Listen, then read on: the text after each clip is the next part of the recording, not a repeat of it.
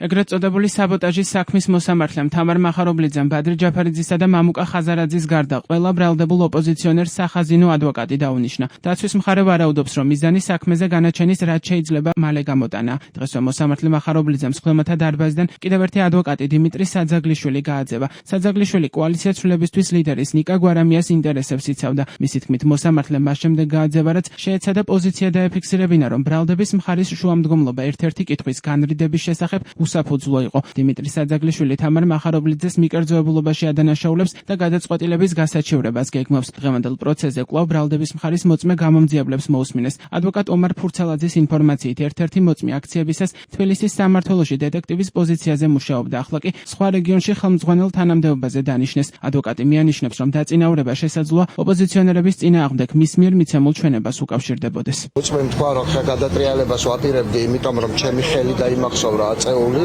აი პირდაპირ ეს არის ჩვენება. მეტი არაფერი. ხელი რო აწიე, ხალხმა იხუვლა, პირდაპირ გეუბნებით რას წამოვთ, ციტირებ.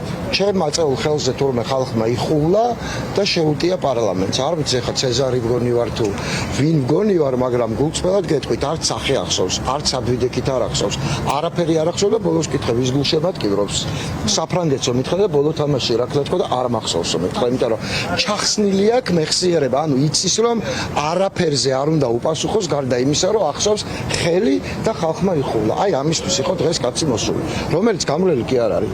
არის დეტექტივი პოლიციის. წინას ხდომაზე მოსამართლე მახარობლიძემ ხდომიდან ასევე გააძევა მიხელ სააკაშვილის ადვოკატი ბექა ბასილაია. სააკაშვილს სახაზინო ადვოკატი დაენიშნა, რომელსაც მრავალტომიანი საქმის გასაცნობად ერთი დღე ჰქონდა. 8 ოპოზიციონერი ლიდერის საქმე დახურულ რეჟიმში მიმდინარეობს. ხდომები კვირაში ორჯერ იმართება. ამ საქმეზე პროკურატურა გიორგი ვაშაძესა და ზურაბ ჯაფარიძეს საბოტაჟსა და უცხო ქვეყნისათვის მტრულ საქმიანობაში დახმარებას ედავება. დანაშაული 7-დან 15 წლამდე თავისუფლების აღკვეთას ითვალისწინებს. პატიმრობაში მყოფ ელენე ხოშტარიას ბრალის 3 მუხლით აქვს წარდგენილი, რაც საბოტაჟს ამ დანაშაულისთვის მატერიალური რესურსების მიწოდებას და უცხო ქვეყნისათვის მტრულ საქმიანობაში დახმარებას გულისხმობს. დანაშაული 7-დან 15 წლამდე პატიმრობას ითვალისწინებს. საქართველოს მესამე პრეზიდენტს პატიმრობაში მყოფ მიხელ სააკაშვილს კონსტიტუციური წყობილების ძალადობით შეცვლისკენ ან სახელმწიფო ხელისუფლების დამხობისკენ მოწოდებას ედავებიან, რაც 3 წლამდე პატიმრობას ითვალისწინებს. ნიკა გვარამიას, ნიკა მელიას, მამუკა ხაზარაძესა და ბადრი ჯაფარიძეს კი ბრალის საბოტაჟის მუხლით აქვთ წარდგენილი, მათ 2-დან 4 წლამდე ვადით პატიმრობა ემუქრებათ.